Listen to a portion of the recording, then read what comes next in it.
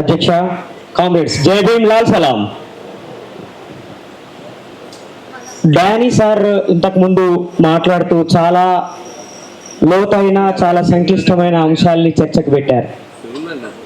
వాటన్నిటి గురించి మాట్లాడాలంటే బహుశా ఒక రోజు మొత్తం సరిపోదు మనకి. అరుణోదయ 50 సంవత్సరాల వేడుక సందర్భంగా వ్యక్తిగతంగా అదేవిధంగా మా పార్టీ తరఫున మనస్ఫూర్తిగా అభినందనలు తెలియజేస్తున్నాను. ప్రజా సాంస్కృతిక ఉద్యమాన్ని ఇప్పుడు ఎలా నిర్మించాలి, ఈ అంశం మీద మనం చాలా లోతుగా చర్చించాలి.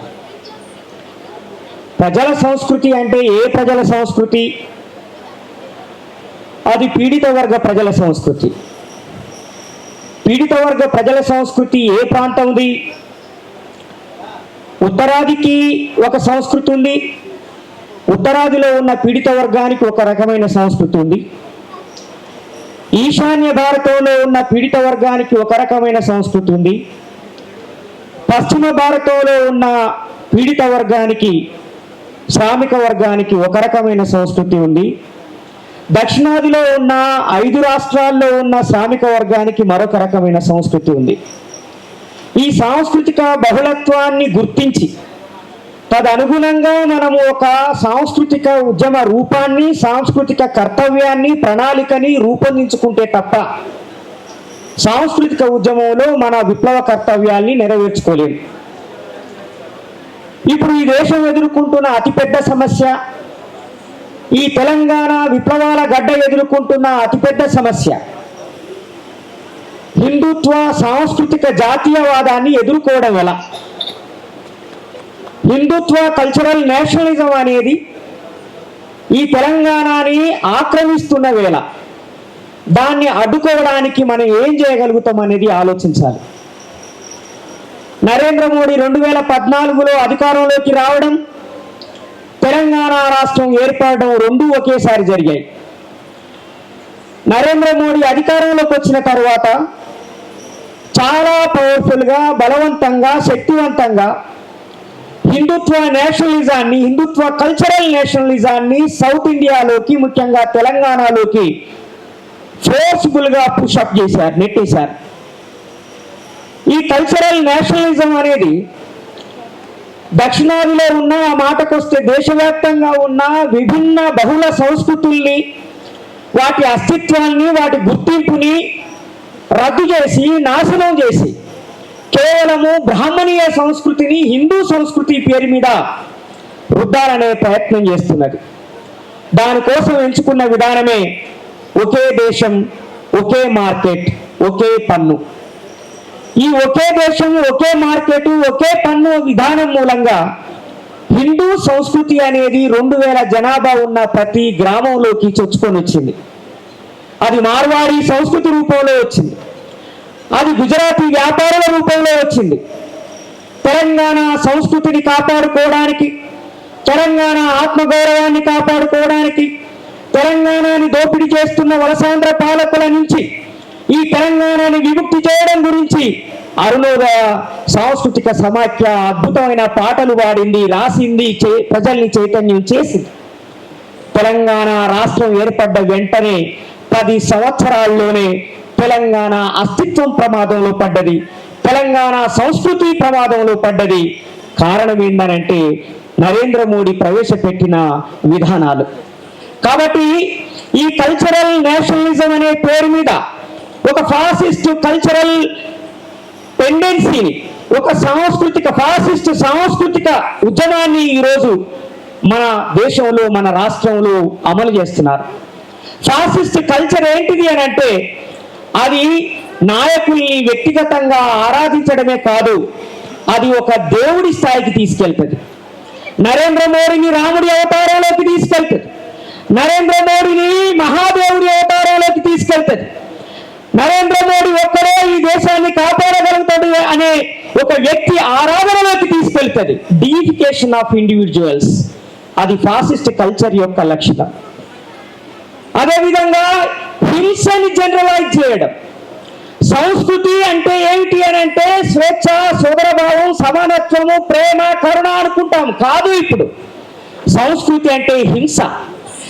కొట్టడాన్ని, చంపడాన్ని, నరకడాన్ని, తిట్టడాన్ని, ట్రోల్ చేయడాన్ని, ఈ మానసిక హింసని, ఈ శారీరక హింసని ఒక జనరల్ ఫినామినాగా, ఒక సాధారణమైన అందరూ ఆమోదించదగిన విషయంగా అందరి చేత ఒప్పించడమే ఫాసిస్ట్ కల్చర్. అబద్ధాలని నిజాలుగా నమ్మించడం ఫాసిస్ట్ కల్చర్. మనుషుల్ని పరాయీకరింపజేయడం పెట్టుబడిదారీ సంస్కృతి అయితే, పరాయీకరించబడినటువంటి మనుషుల చేత హింసకు పాల్పడే విధంగా ఉన్మత్త స్థితికి తీసుకెళ్లటం ఫాసిస్ట్ కల్చర్ యొక్క లక్షణం.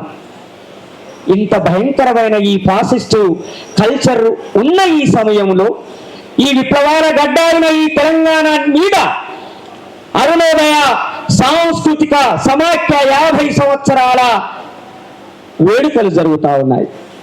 ఇప్పుడే మనం సరి అయిన కర్తవ్యాన్ని నిర్వచించుకోవాల్సిన అవసరం ఉన్నది. అందుకే నేనేమంటున్నానంటే, ఈ తెలంగాణ గడ్డ ఈ ప్రపంచానికి విప్లవాలని ఎలా ఉంటాయో చూపించిన ఈ గడ్డ మీద నయా ఫాసిస్ట్ శక్తులు అధికారంలోకి రావాలని ప్రయత్నం చేస్తున్నాయి. కాబట్టి ఇక్కడ మనము మన తెలంగాణ సంస్కృతి పునాదిగా, తెలంగాణ పీడిత వర్గాల సంస్కృతి పునాదిగా గుజరాతీ, రాజస్థానీ, మార్వాడి సంస్కృతికి వ్యతిరేకంగా ఒక పోరాటం చేయాల్సిన అవసరం తక్షణమే ఉన్నది అని మనం అందరము గుర్తించాల్సిందిగా కోరుతా ఉన్నాను. ఇంతకు ముందు మొదటి ఉపన్యాసం చేసినటువంటి మిత్రులు సోషల్ మీడియాలో మనం ఎలాంటి పాత్ర పోషిస్తున్నాం అనే ఒక విమర్శని పెట్టారు. మిత్రులారా, 2020లో నరేంద్ర మోడీ ఆధ్వర్యంలో ఫేస్బుక్ స్థాపించినటువంటి జుకెన్బర్గ్ తోటి న్యూయార్క్ నగరంలో ప్రత్యేకంగా సమావేశం జరిగింది. రిలయన్స్ ద్వారా అంబానీ నాయకత్వంలో రిలయన్స్ కంపెనీ చేత 6,000 కోట్ల రూపాయలు ఫేస్బుక్ లో పెట్టుబడులు పెట్టించారు. అంటే బీజేపీ ఫేస్బుక్ లో, అదేవిధంగా ఇన్స్టాగ్రామ్ లో, వాట్సాప్ లో 6,000 కోట్ల రూపాయలని పెట్టుబడి పెట్టింది. 6,000 కోట్ల రూపాయలు పెట్టుబడి పెట్టి ఒక ప్లాట్ఫామ్ క్రియేట్ చేసి వాళ్ళు నడిపించుకుంటూ ఉంటే, వాళ్ళ రాజ్యాన్ని కూల్చేయడానికి, వాళ్ళ ఐడియాలజీని ఓడించడానికి మనము వీడియోలు చేసి రాతలు రాసి పెడితే మన ఈ ప్రజలకి రీచ్ అవుతాయా? 24 గంటల్లో రిపోర్ట్ కొడతారు, మన పోస్ట్ ఎవరికి రీచ్ కాకుండా ఆపేస్తారు. Social media is under the control of BJP and RSS.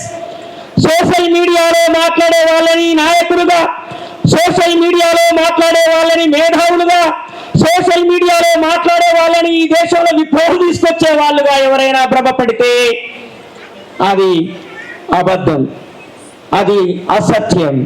ఎందుకంటే సోషల్ మీడియాలో మనం పెట్టుబడులు పెట్టలేం, సోషల్ మీడియాని మనం కంట్రోల్ చేయలేం.